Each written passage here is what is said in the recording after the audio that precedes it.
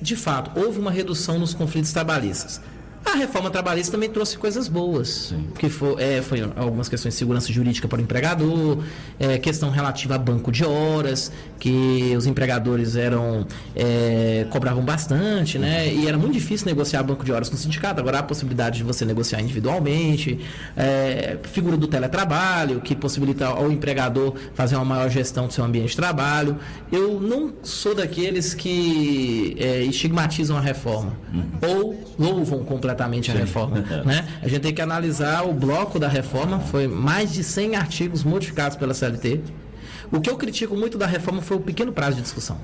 Pequeno prazo. Pouco, né? Foi. Você mandou um projeto, o Ministério do Trabalho à época, o extinto Ministério do Trabalho à época, encaminhou no final de 2016 um projeto de lei com apenas pouco mais de 14 artigos. Aí tal qual aquela fábula de Esopo, né, lá de Platão, que a montanha pariu um rato, mas foi o contrário. O rato de 14 artigos pariu a montanha de 100 né, artigos. Em 4 meses de discussão na Câmara, apenas ouviu-se muita gente, mas pouco tempo, e 3 meses de tramitação no Senado, em que não houve nenhuma emenda ao projeto. Não obstante, o senador Ricardo Ferraz, que foi o relator à época, tenha falado: olha, a lei padece desses vícios de inconstitucionalidade, padece desse vício legislativo, mas eu vou deixar o seguinte, eu vou deixar para o presidente da República editar um MP. Isso é divorciar-se, com todo respeito ao relatório do senador, da sua atividade legislativa. Mas, assim, o que se explica isso? Se explica uma certa pressa em se aprovar o projeto. Quase que prevaricando das suas funções, né? Doutor, os sindicatos reclamaram muito. Assiste razão? Assiste em parte. De fato, as mudanças que ocorreram com os sindicatos foram muito abruptas, né? Os sindicatos, só para contextualizar aqui para o ouvinte, os sindicatos desde 1943, ou até antes, na época de Getúlio, né, a formação sindical brasileira foi muito diferente da formação sindical europeia. A formação sindical europeia ela foi espontânea, né? Ela surgiu da pressão e das más condições de vida que existiam dos trabalhadores no século XIX, e os trabalhadores foram se unindo e formando sindicatos. Aqui, o nosso sindicalismo, ele surgiu, de fato, na primeira década e segunda década do século XX, mas ele foi cooptado pela representação estatal de Getúlio Vargas, porque à época do Estado Novo, Vargas repugnava o conflito. Ele tinha receio de uma revolução comunista no país. Então Vargas, ele trouxe o sindicato para dentro do Estado. Por isso que na CLT você tem um capítulo só para a organização estatal. Após a redemocratização, em 46, com a queda do Estado Novo, né, paulatinamente os sindicatos eles foram tendo menos intervenção do Estado, consolidando-se essa autonomia plena dos sindicatos com a Constituição de 88, ou seja, proibindo-se, não é mesmo, intervenções do Estado. O sindicato ele pode se organizar, o sindicato ele pode definir sua assembleia, seu estatuto, suas contribuições, suas mensalidades, forma de pagamento, de recolhimento de contribuição. Então, só que ainda remanesceram 2 resquícios principais dessa intervenção estatal. Primeiro, o modelo de sindicato único, né? Sim. Conhecido como unicidade estatal. Sindical, perdão. Sindical. Por exemplo, vamos imaginar assim, só a grosso modo aqui, dos empregados, sindicato dos empregados pipoqueiros. Na base mínima de Pirapora, por exemplo, só pode ter um sindicato pipoqueiro, você não pode ter outro para concorrer e ver se vai prestar melhor serviço que aquele outro. Entendi. E outro resquício foi a contribuição sindical obrigatória. Aquela que tanto empregados como empregadores, os empregadores também têm sindicatos, tem organização e federação, né? E sindicalistas patronais, eles tinham que pagar, no caso dos empregados, tinham que pagar um dia de salário no mês de março. Normalmente mês de março. Sim. Era tal do imposto sindical. Bom, a reforma veio extinguir o imposto sindical obrigatório. Isso, inclusive, é desejado até por convenções da OIT, que pregam a liberdade sindical, convenções 87 e 98, vedação de financiamento compulsório à entidade sindical. Sindicato que procure o trabalhador e ofereça melhores serviços para esse trabalhador, trazendo-o para suas asas. Mas a questão é o seguinte: por que se critica como foi feito? Porque não deu tempo para os sindicatos respirarem. Não deu tempo para os sindicatos se prepararem para a mudança. Como eu disse para você e para o ouvinte, a mudança foi feita em 7 meses, mais 4 meses de período de chamado vacatio legis para que o cidadão se adapte à lei. A lei entrou em vigor em 11 de 11 de 2017 e em pouco menos de 11 meses, os sindicatos se viram sem chão, sem financiamento. Não deu tempo, e foi até crítica de alguns parlamentares de origem sindical, como o Paulinho da Força, à época. Poxa, mas não está dando tempo para os sindicatos, deveria criar uma regra de transição para o sindicato se adaptar, para o sindicato buscar novas fontes de receita. Eu concordo. Né? Eu deveria ter criado uma regra de transição, tal qual, daqui a 4, 5 anos, ou vai reduzindo gradativamente até a extinção paulatina. Né? O que foi feito foi um duro golpe, e alguns sindicatos até de médio porte estão ameaçados de fechar as portas por falta de... E agora veio um MP, né, 873, que piorou a situação, também criticável, porque ela interfere na forma como... Agora a contribuição pode ser facultativa. O empregado, se quiser, ele contribui. Só que agora está interferindo até na forma como o empregado entrega o dinheiro para o sindicato, porque antes era por desconto em folha de pagamento. E agora essa MP veio interferindo, e neste ponto específico, só neste ponto específico eu entendo inconstitucional, por violar a liberdade, o princípio da não intervenção no sindicato. Uma decisão do juiz da terceira vara, se eu não estiver enganado, terceira região, alguma coisa assim? Foi federal, parece, Rio de Janeiro? Na verdade, teve algumas decisões da Justiça Federal com relação, e nem foi da Justiça do Trabalho, em primeiro lugar, da Justiça Federal, declarando inconstitucional essa parcela da MP, falando que isso é interferência dentro da atividade sindical, determinando que o desconto, caso o empregado assim o autorize individual e expressamente, incida na sua folha de pagamento, que é muito razoável. Imagine o sindicato ter o ônus de emitir boletos, né? Você tem que emitir boletos, encaminhar para o empregado sair do seu horário de expediente para pagar no expediente bancário. No meu entender, desarrazoada essa parcela da MP, tá? Então, eu entendo que os sindicatos, de fato, eles têm que se adaptar agora a essa nova realidade. Sim. Infelizmente, de forma abrupta, ela deveria ter vindo. Sim. Tinha que ter sido extinto mesmo, imposto sindical, mas não nessa rapidez e não da forma que foi feita. Outro dia eu entrevistava o representante sindical aqui de Pirapora, presidente dos sindicatos metalúrgicos, o Dilson, e ele reclamou, e ele usou exatamente essa expressão, doutor Marcelo, que o senhor usou aí. Não deram tempo para os sindicatos se organizarem, e já existem sindicatos no Brasil fechando as portas. Exatamente. Tem um grande sindicato de Porto Alegre de comerciários que fechou as portas. Imagina a cidade de Porto Alegre, né? Que é uma capital, né? Sim, então, nós temos sindicatos aqui, eu tenho conversado, eu converso tanto com empregadores como empregados, né? E eu tenho visto que os sindicatos de empregados, principalmente a representação sindical do empregado, tem passado inúmeras dificuldades em razão disso. O que fazer? É buscar prestar melhores serviços, é buscar conscientizar a categoria. Historicamente, a nossa categoria, a categoria dos trabalhadores, principalmente, ela é muito alienada à participação sindical, né? Principalmente, então, acho que os sindicatos têm que buscar a conscientização, campanhas de filiação, demonstrar o benefício de fazer parte de uma agremiação sindical. Só lembrando que as organizações sindicais de empregadores contam ainda com as contribuições do Sistema S, né? Que ainda são obrigatórias. Sim. E estão aí, né? Aliás, o Paulo Guedes tem falado muito desse Sistema S, né? Ele é bem lucrativo, né? Bilhões, né, por ano. Agora, ele tem um trabalho social importante, né? Importantíssimo. Acaba formando aí profissionais pelo Brasil afora. Importantíssimo nas questões de formação de aprendizes, sistema social rural, né? O Senar, né? Sistema de aprendizagem rural, o Senat, o SESC, né? Então, esse Sistema S ele é essencial para o fomento da economia e para a formação profissional. A crítica não é voltada à existência do Sistema S, é bom deixar bem claro aqui. A questão seguinte, que a representação dos empregados sindical, ela não tem Sistema S para financiar. Já a representação sindical, e a gente fala Sindicato dos Empregadores, Federação, desde até, por exemplo, uma CNI, uma Confederação Nacional da Indústria, ela trabalha de par e passo com o Sistema S. Tá certo. Ô, doutor, olha aqui, um abraço, são 3h34 aqui na Fly Web Rádio. Quem está ouvindo a gente lá em Sete Lagoas, conectado, o José Vicente, olha, estou ouvindo aqui, bacana, em Sete Lagoas. Um abraço aí para o Zé Vicente. Um abraço. Robson Palma também está ouvindo aqui no centro da cidade, aqui em Pirapora. Não deve ser, será que é parente?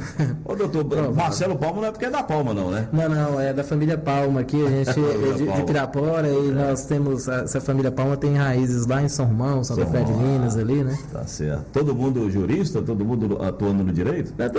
Tem alguns mais recentes, né? Tá certo. Ô, Robson, um abraço para você que tá aí acompanhando o programa. Bacana. Olha aqui, doutor, a Ellen Dias. Ela é acadêmica do curso de Direito aqui em Pirapora, na FUNAM, né? Está dizendo, ô Emerson, pergunta aí para o meritíssimo juiz, como é que com a reforma trabalhista, qual o prazo que o empregador tem para quitar as verbas rescisórias do emprego se o aviso prévio for indenizado? Isso aí, a resposta é bem tranquila, mas ela exige uma maior interpretação da modificação. Esse prazo está previsto no parágrafo 6º do artigo 477 da Consolidação das Leis do Trabalho. Acontece o seguinte, antigamente, quando o aviso prévio do empregado era trabalhado, o empregado ele era pré-avisado que ia ser dispensado sem justa causa, e ele trabalhava 30 dias, que seja o prazo mínimo de aviso, ele deveria receber no primeiro dia útil seguinte ao término do aviso. Sim. Quando o aviso era indenizado, ou seja, o empregador tinha que dar o aviso, ele tinha que projetar a data do aviso na carteira.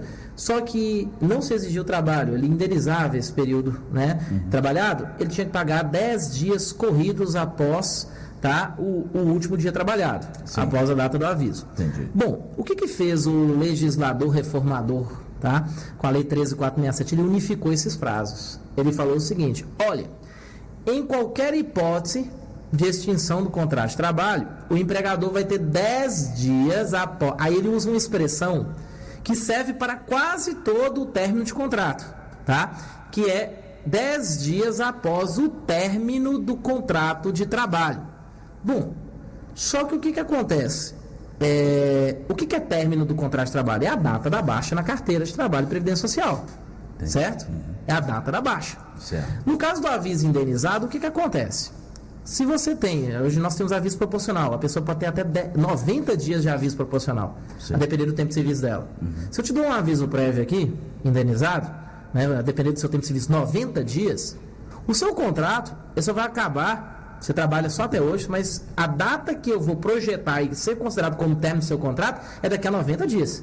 Sim. Se eu for usar ao pé da letra a expressão 10 dias após o término do contrato, eu vou parar de trabalhar hoje, mas só vou receber minha rescisão daqui a 100 dias, porque é mais 90 de aviso e mais 10 do prazo. Isso é irrazoável. Isso não é razoável. Isso foi, eu acredito, a pressa do legislador reformador. Ele esqueceu do aviso indenizado. Então, qual é a melhor interpretação até diante dos princípios constitucionais e seletistas? É que neste caso de aviso prévio indenizado, considera-se término do contrato o último dia trabalhado. Então, no caso de aviso indenizado, o empregador terá até 10 dias corridos a contar da data do último dia trabalhado para pagar a rescisão. Com essa reforma aí, doutor, os operadores do direito, eles têm se adaptado rapidamente? Olha, a reforma ela causou um alvoroço quando ela veio, porque ela, como dito, ela modificou o direito material, o direito mesmo do trabalho, e também a parte instrumental, que foi o direito processual do trabalho. E, no meu entendimento, discutido em pouco tempo, e pouco tempo ainda para se adaptar. Só um exemplo, o Código de Processo Civil, que é a lei que regula os procedimentos na esfera civil e também aplicado subsidiariamente ao processo de trabalho, ele foi discutido em 5 anos, por uma comissão de juristas notáveis, e teve 1 ano de vacatio legis, ou seja, 1 ano para as pessoas se adaptarem àquela legislação que foi sancionada pelo presidente. Bom, no início foi muito confuso para juízes, para advogados e para o próprio jurisdicionado. Todo mundo teve que correr atrás, aí surgiram obras acadêmicas, aí a jurisprudência foi se consolidando. Então nós estamos caminhando fizemos um ano de reforma 11/11 de 2018, caminhando para o 2º ano de reforma, e as coisas estão começando a se estabilizar mais. né? Há ações questionando a reforma do Supremo Tribunal Federal, principalmente as relacionadas ao acesso à justiça, a custas, honorários, se o reclamante paga, independente ou não se ter gratuidade judiciária. Há ações questionando essas novidades da reforma trabalhista. Mas hoje eu avalio que o profissional da área jurídica, seja o magistrado, seja o advogado, seja os procuradores do Ministério Público do Trabalho, seja os jurisdicionais, eles já estão começando a se adaptar melhor a essas mudanças no seu cotidiano profissional. É interessante notar que a gente, na Escola Judicial do Tribunal Regional do Trabalho, fez um estudo, e eu fui encarregado de apresentar esse estudo no final do ano passado, em novembro do ano passado, sobre as taxas de redução e impactos da reforma na atividade jurisdicional do TRT. Sim. E Pirapora foi uma das varas em que menos houve redução de distribuição de ações. Nós tivemos, por exemplo, Coronel Fabriciano com redução de 40% no teor de distribuição. Vocês fazem essa estatística? Faz a estatística, né? Nós temos essa estatística toda, né, no TJE da Justiça do Trabalho, nos nossos cartórios distribuidores. Então, houve uma redução de 40%. Depois que essa redução, podemos dizer assim, aí houve um aumento, né? Aí reduziu, aí houve 35% estabilizou. Mas Pirapora... Isso em Coronel Fabriciano. Por exemplo, Belo Horizonte diminuiu também bastante, de 30% a 40%. Então, mas Pirapora reduziu 8%. 8% só? Apenas 8%. Então, o litígio aqui é muito grande, então. Pirapora teve um índice, né, de continuidade da litigiosidade até em patamares trabalhistas, até em patamares semelhantes a épocas pré-reforma, né? Pirapora ficou junto, por exemplo, de Monte Azul. Monte Azul é a vara que fica no norte de Minas, responsável por Janaúba e Projeto Jaíba. Houve uma redução de 15% a 20%. Pirapora está no grupo de 5 varas onde teve uma redução menor de até 20%. Pirapora especificamente foi 8%. Né? Por coincidência. Mas aqui a gente pode explicar, né? Pirapora é uma região fabril, né? Pirapora é uma região fabril, tem uma vocação agrícola. E Pirapora não responde só por Pirapora, né? A vara de Pirapora responde por Vaz da Palma, Jequitaí, até Francisco Dumont, da nossa jurisdição, São Romão, Buritizeiro. Então, nossa competência aqui ela é mais ampla do que a competência da Justiça Comum Estadual. Então é justificável, né? Exato. Doutor, uma novidade que está tendo aí na Justiça do Trabalho, aliás, nem por vontade da Justiça do Trabalho, mas porque o STJ acabou julgando um recurso sobre a suspensão de CNH e também de passaporte por questões de dívida. Outro dia eu estava lendo uma matéria de que o TRT, não me lembro de qual região, julgou, não deu procedência ao recurso desse, porque o trabalhador havia demandado uma ação contra o patrão não pagou e ele pediu a suspensão da habilitação para poder garantir aquilo que lhe é de direito. O TRT falou, não, essa medida ela é inconstitucional. Não apareceu nenhum desses casos ainda do TRT aqui em Pirapora, não, né? E se aparecer, qual é o seu sentimento, doutor, nesse sentido? Olha, eu não vou falar como magistrado, eu falo como professor estudante, né? O eterno estudante que a gente é da ciência jurídica, né? Eu já apareceu com situações para decidir nesse sentido, mas assim, eu respeito o posicionamento de quem decide eu nem digo constitucionalidade, pode ser, mas eu entendo não ser possível esse tipo de medida coercitiva, mas todas as decisões, né, o juiz é livre para fundamentar. Todas as decisões que deferiram essas medidas que eu já li são plenamente fundamentadas e com logicidade, né, com extrema logicidade e tem efetividade na execução. Tá? No meu entendimento particular como jurista, como acadêmico, tá? Eu entendo que é uma medida muito invasiva, né? Vai depender muito da situação, sabe? Por exemplo, principalmente, vamos lá, você bloqueia a CNH de um executado. Será que esse executado não utiliza para fins profissionais, por exemplo, para sua subsistência? Eu acho que limita um pouco o direito de ir e vir. Que é um direito constitucional. Sim. E por isso eu não sou muito, vamos dizer assim, afeito a esse tipo de medida. Não é muito dessa corrente, não? Não, muito embora a respeite e ela possua fundamento jurídico válido. Entendi. Doutor, tem mais uma pergunta aqui, são 15 horas e 44 minutos agora, dizendo o seguinte... alguns doutrinadores dizem que a reforma trabalhista, oriunda da Lei 13.467, ou 13.467, está certo, de 2017, é reflexo da insegurança jurídica praticada aí pelo ativismo judicial. Em sua experiência, como magistrado, qual é a sua opinião sobre o assunto? Podemos dizer, de fato, que a reforma é reflexo dessa atividade? Podemos dizer não, foi. Foi É isso reflexo de determinada... A legislação, ela responde. Eu só quero dizer uma coisa aqui, tá?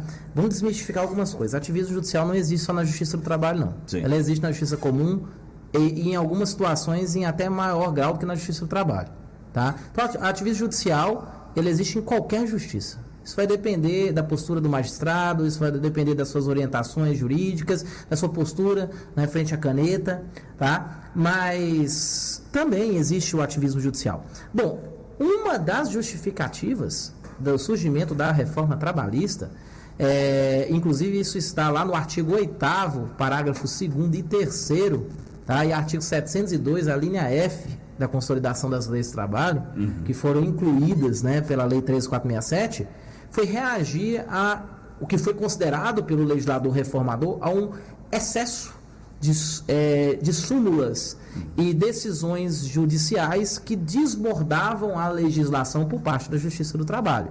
Então, de fato, houve uma criação de uma série de requisitos que, no meu entender, no caso da criação de súmulas, são inconstitucionais, tá? Porque limita a autonomia dos tribunais, mas houve, de uma certa parte, uma razoável reação a um excesso de ativismo. E o que é o ativismo judicial? É importante deixar claro para o nosso ouvinte, principalmente aquele que não é formado em direito, né? O que é o ativismo judicial? Que em muitas situações ele é importante e em outras ele age em excesso e todo remédio que é aplicado em excesso ele é maléfico. O que é o ativismo judicial? É quando o judiciário, tá, ele substitui, ele pratica, né, no meu entendimento, uma atividade que é típica de outro poder. Por exemplo, ele cria um direito não previsto em legislação. Ele ou restringe esse direito previsto em legislação, ou ele administra algo que é uma função típica do Poder Executivo.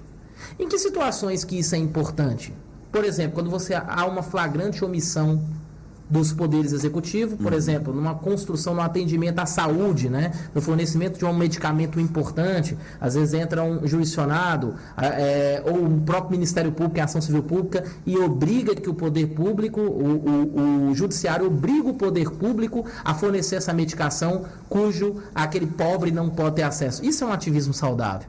No âmbito da Justiça do Trabalho, quando a Justiça do Trabalho obriga uma empresa a se adequar no âmbito das normas de medicina e segurança do trabalho e reduzir os níveis de acidente do trabalho, certo? Esse é um bom ativismo. Agora, um ativismo que, por vezes, desborda da legislação, né? Quando você começa a legislar, não legislar no sentido típico, mas por meio de normas, de sentenças, você começa a criar normas que não estão previstas na legislação. Você começa a abarcar uma atividade típica do poder legislativo. E o juiz, ele cria, de fato, uma norma particular, que é a sentença, mas observando a legislação, não só a legislação, mas o ordenamento, costume, princípio geral do direito, o direito positivo, né? E o juiz só deve buscar essa solução subsidiária à norma na ausência da norma. Agora, quando há uma norma, ele não pode criar uma segunda, terceira ou quarta. Esse é o ativismo. E algumas súmulas, assim, com todo respeito ao Tribunal Superior do Trabalho, algumas súmulas de alguns tribunais, algumas decisões, elas ou criavam direitos, por exemplo, a súmula 291 sobre indenização por supressão de horas extras habituais, ou a súmula 372, que determinava a incorporação da gratificação por exercício de função de confiança após 10 anos do exercício dessa função, independentemente se o empregador reverteu o empregado ao cargo efetivo, não encontra um amparo em nenhuma legislação. E assim, são comandos sumulados sem amparo em legislação. Então a reforma ela veio reagir a isso, né? Forçar mais o respeito ao negociado pelos sindicatos com as empresas, né? Então, nesse ponto sim, o que o ouvinte colocou, realmente a reforma ela veio como uma resposta ao ativismo judicial. Doutor Marcelo, porque assim, lá no artigo 4º diz que não havendo uma lei específica para dirimir uma questão, o juiz pode decidir por analogia, pelos costumes, né, e o princípio geral do direito, né? Também, assim, e aí não quero te causar constrangimento. Tem juiz que acaba criando uma lei por vontade própria? Olha, eu não posso apontar assim, um determinado colega, o tribunal, que assim o faça, né? Sim. Mas se houve uma reação ao ativismo judicial, e o ativismo judicial é isso, acaba que um ou outro colega, ou uma ou outra posição ou decisão acaba desbordando disso. Mas eu acredito que não seja a regra, né? Nós temos juízes, tribunais superiores bastante operosos. Só deixar claro que a Justiça do Trabalho é a justiça mais célere desse país, né? Está lá no CNJ em números, é a justiça que mais dá resultado, não obstante nossa execução seja uma execução dificultosa, mas é a justiça que tem um tempo médio de resolução do conflito em primeira instância em 8 meses apenas, tá? E nossa execução ela é bem eficaz, é uma execução, por assim dizer, mais agressiva, né? Uma execução que deixou de ser de ofício, mas ainda continua uma execução com altos índices de resultado para o jurisdicionado. Mas realmente nós temos juízes muito operosos, juízes que trabalham incansavelmente na busca, tanto da justiça comum, justiça federal, militar, eleitoral, trabalhista, que buscam cumprir a lei e são zelosos. Mas é lógico que, vamos dizer assim,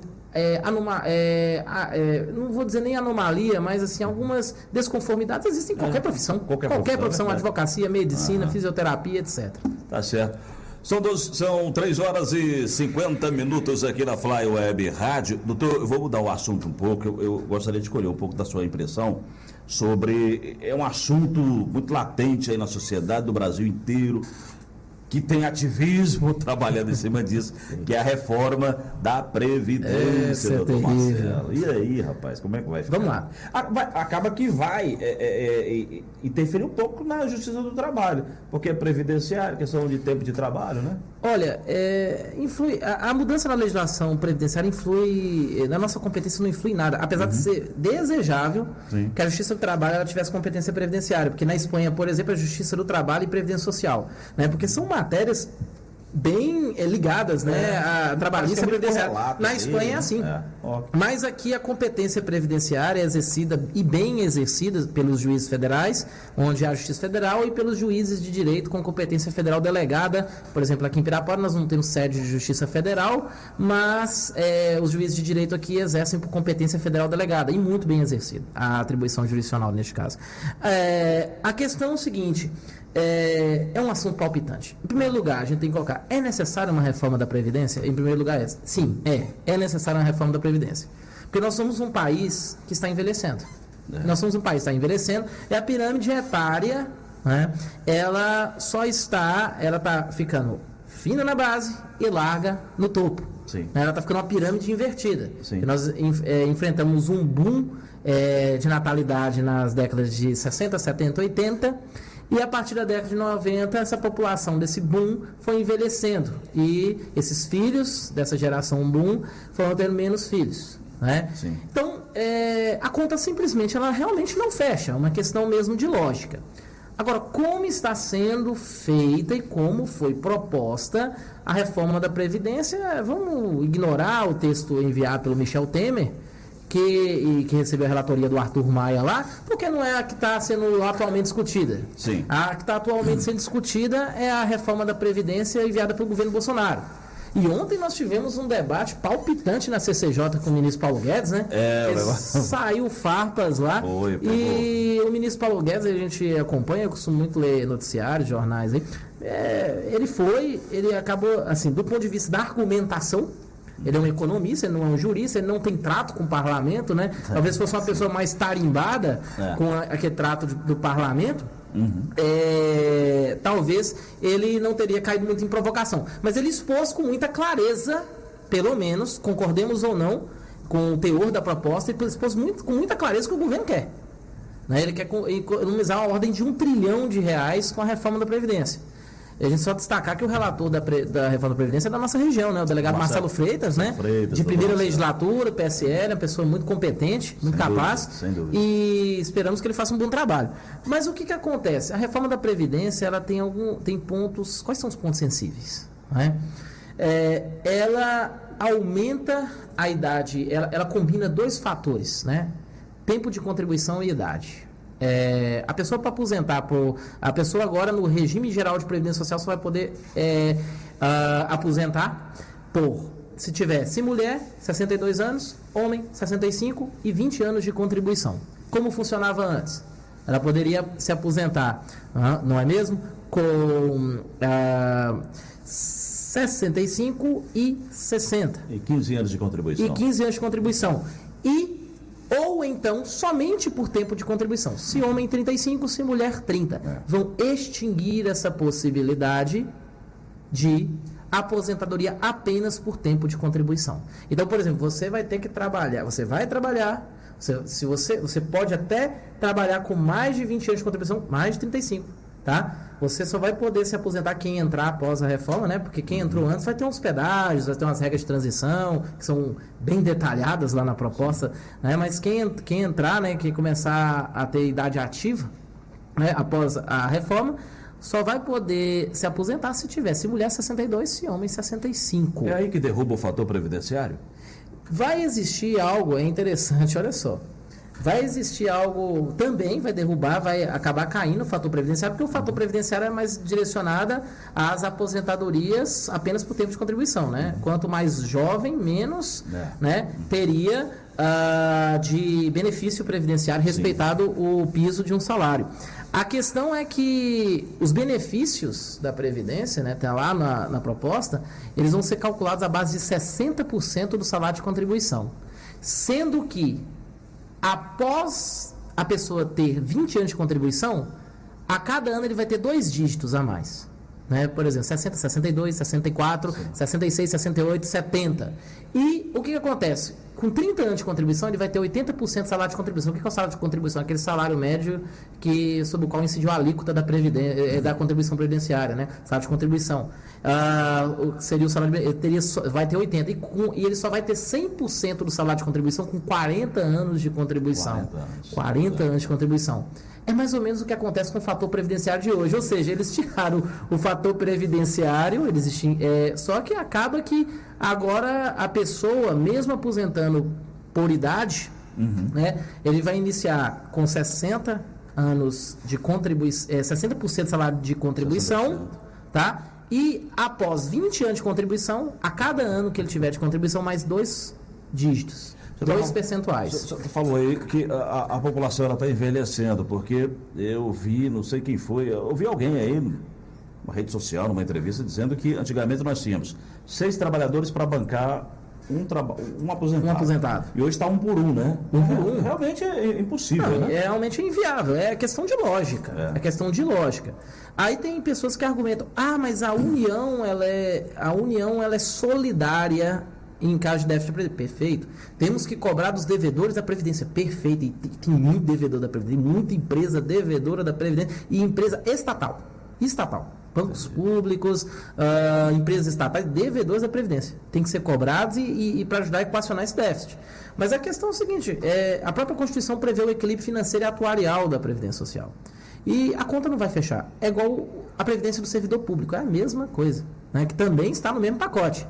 Né? Vai igualar, todo mundo vai aposentar com a mesma idade também, 60 anos, 65 se homem, 62 se mulher, só que com um detalhe, o servidor público com 25 anos de contribuição. Com 25 anos. Com 25 anos de contribuição. Hoje é 35 anos de contribuição e se homem, 30 se mulher. Então reduz a contribuição do servidor público, mas a idade aumenta, né? Que hoje é 60 e 55. Doutor, o senhor falou aí sobre a previdência do servidor público, isso é uma bola de neve, né? Não, o regime próprio, ele tende, o regime próprio de previdência, porque o servidor público ele não se aposenta atualmente, os servidores que ingressaram, os de 2003 para trás, menos ainda, né? Porque eles têm integralidade e paridade, né? Eles se aposentam com a última remuneração. Quem entrou após 2003, com a média das 80% maiores contribuições. Mesmo assim, é uma média bem mais alta do que o atual RGPS, que é 5.834 e 52, mais ou menos.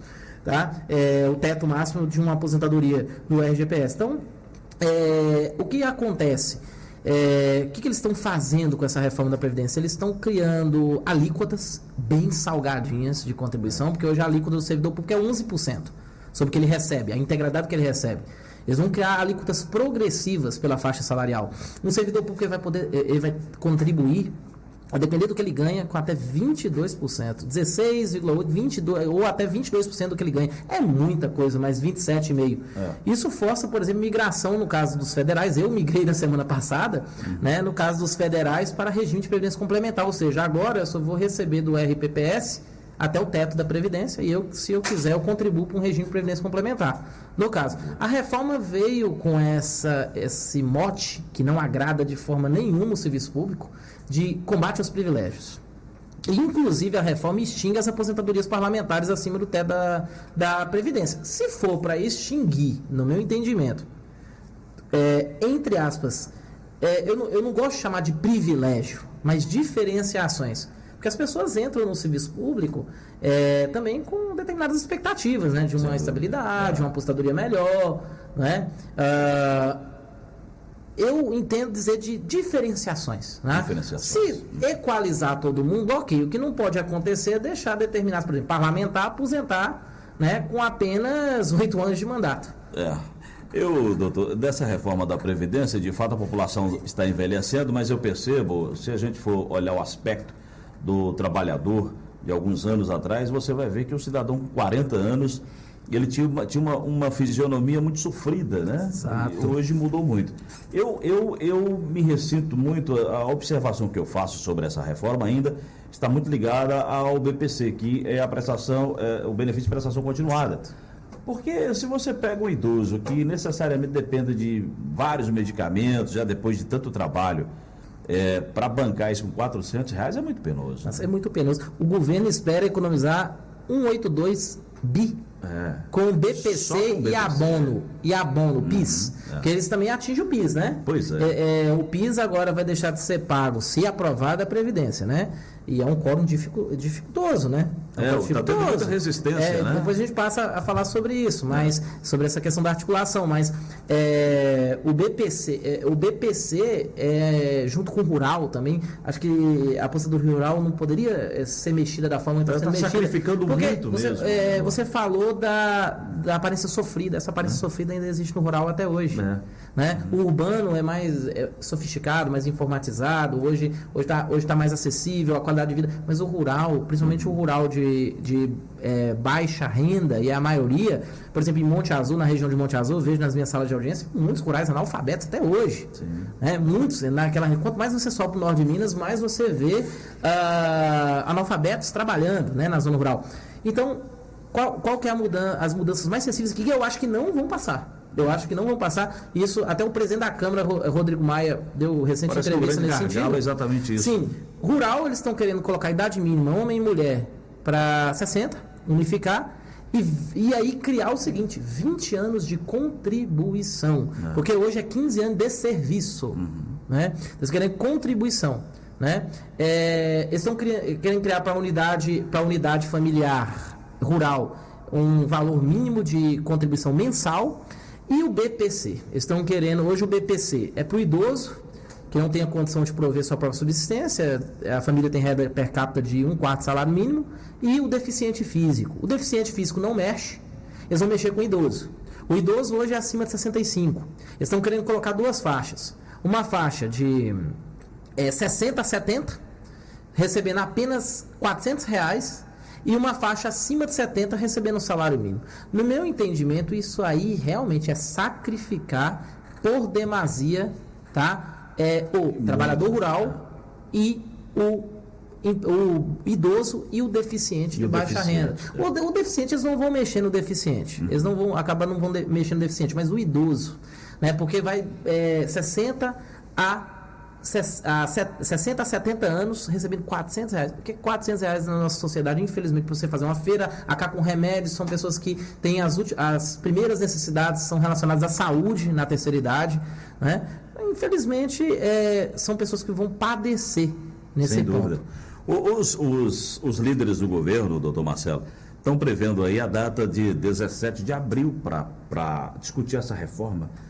No plenário? Está muito em cima, né? No plenário? No plenário, está muito. Em cima. Tá muito em cima. Isso a gente tira da confusão ontem instalada na CCJ, né? Porque O Paulo se Guedes... discutiu, o pau quebrou para rimar com o Paulo Guedes, o pau quebrou e pouco se discutiu sobre a constitucionalidade e juridicidade da reforma e mais se partiu para ataques partidários e pessoais, né? A oposição, né, com todo respeito à oposição, mas menos discutindo e mais fazendo alvoroço com o ministro, e o ministro caindo na provocação da oposição, né?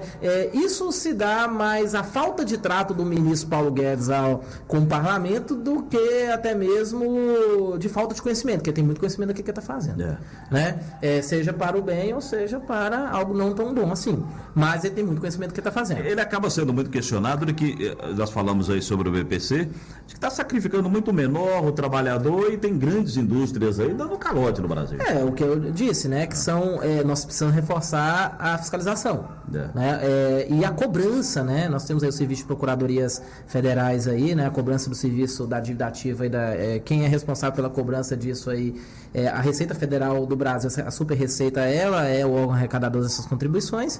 O INSS perdeu essa função arrecadatória há tempos e o contencioso disso é com a Procuradoria do INSS. E tem que reforçar a estrutura de cobrança, né? E apertar o calo desse tipo de devedor, de altos devedores e sonegadores da Previdência, né? Modificar, colocar penas altas, né? Em países de primeira linha, de primeiro mundo, né? Não há perdão para quem sonega imposto.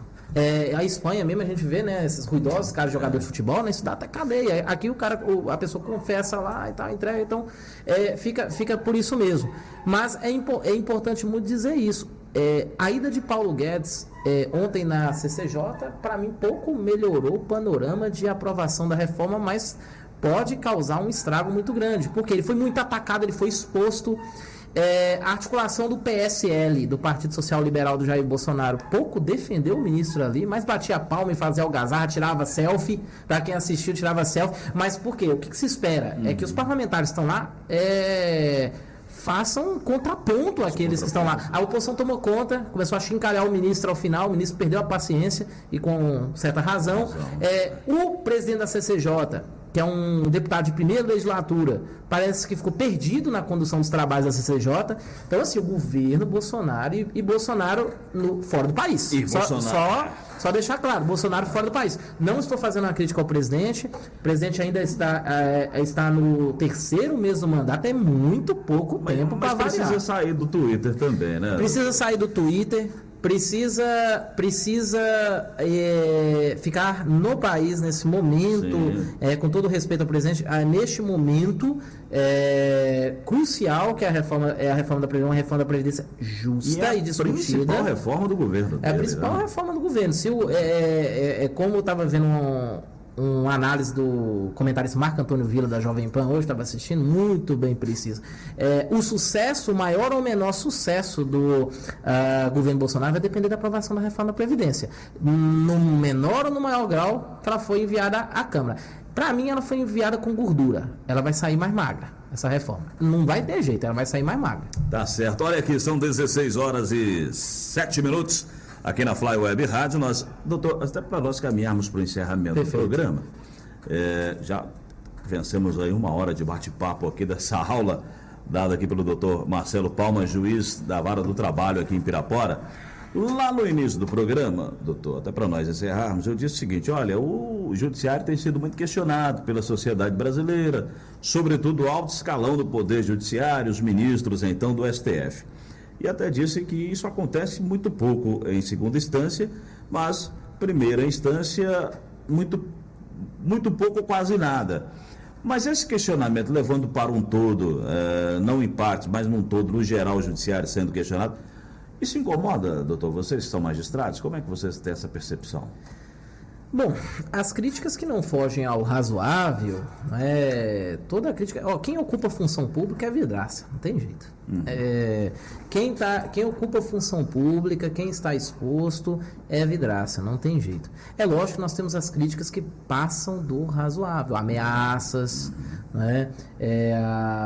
não só a juízes, a membros do Ministério Público, mas a advogados, a prefeitos, vereadores, procuradores, a qualquer ente público, ameaças ameaças, críticas que expõem a honra e a boa fama. Mas é lógico que uma crítica construtiva ao Poder Judiciário é sempre bem-vinda. É importante dizer que o Judiciário é de todo brasileiro, todo brasileiro, todo jurisdicionado. E algo só evolui se ele recebe a crítica, ele busca entender a origem da crítica e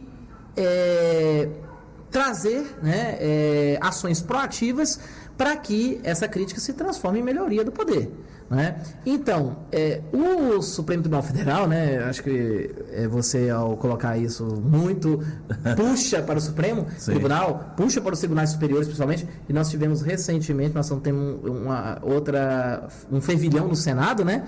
CPI de lava-toga, CPI de... Senador Cajuru o senador ali. Cajuru, que tinha a língua ferina no esporte, agora está lá no microfone do Senado. Agora com imunidade. Então, assim, agora ele vai deitar e rolar ali. Mas ele é sempre bem-vindo, né?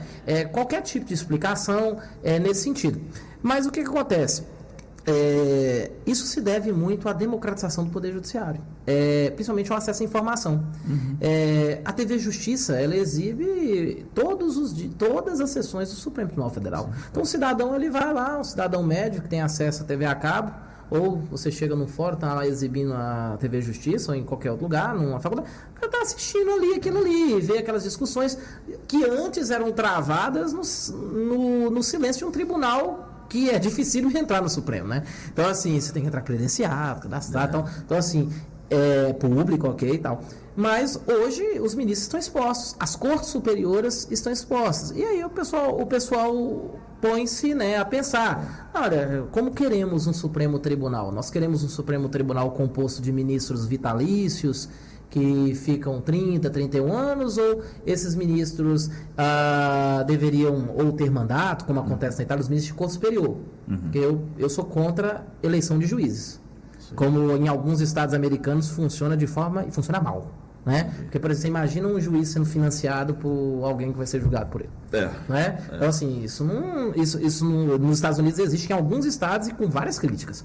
Mas para cortes superiores, não é de todo mal, e há proposta de emenda constitucional nesse sentido, né, de estabelecer mandato entre juízes, né, né, você tem mandato o juiz vai lá, ele fica 10 anos, 9 anos, na Itália é assim, 9 anos naquela Suprema Corte, depois ele volta para o tribunal de onde veio, ou se aposenta. Eu não sei se eu estou entendendo, então você está dizendo que, por exemplo, a lista tríplice, e até eu vou ampliar isso, o quinto da OAB, o senhor prefere que seja tudo por concurso? Seria mais viável? Mais viável. Eu quero deixar claro que nós temos o quinto constitucional, ele é uma previsão constitucional, nós temos muitos desembargadores e ministros competentíssimos oriundos do quinto constitucional, são muito competentes. Mas eu sou particularmente defensor da magistratura tradicional, a magistratura concursada, tá? E entendo que o acesso ao judiciário deveria se dar exclusivamente por concurso. E neste caso, por exemplo, você tem proposta de emenda constitucional, e o quinto não é só da OAB não, o quinto também é do Ministério Público. Então, entra um quinto da OAB, aí você tem uma vaga por quinto da OAB, uma vaga por quinto do MP, uma vaga por quinto da OAB e assim sucessivamente. A magistratura deveria ser apenas togada de carreira. Porque o juiz, ele começa lá naquela comarca longínqua, ele começa lá sendo substituto, rodando as cidades, e ele tem aquela experiência. Melhora a sua formação sociológica. Sim. Então ele tem aquela experiência, aquele trato jurisdicional desde a primeira instância. Então, eu entendo que, sem qualquer demérito aos juízes que ingressaram pelo quinto, eu quero deixar muito bem claro. Mas eu entendo que a única forma que deveria existir para acesso à magistratura deveria ser por concurso público. E, inclusive, no Supremo Tribunal Federal e nos tribunais superiores eu defendo o mandato. Né? Aí o juiz que está lá, né, assume, roda, 9 anos, 10 anos, depois retorna para o juiz de origem, para o tribunal de origem, ou se aposenta. Tá certo. 4h13.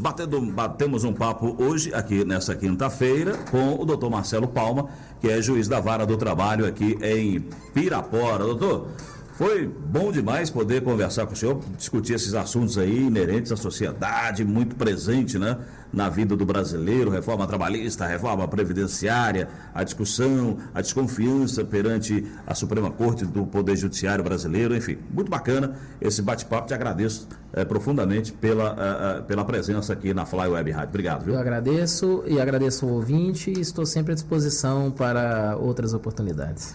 Muito bem, são 4h14 aqui na Fly. Nós estamos, portanto, encerrando esse bate-papo com o Dr. Marcelo. Nós voltaremos na próxima com mais uma entrevista, sempre muito importante para você que está aí acompanhando a nossa programação. Um abraço.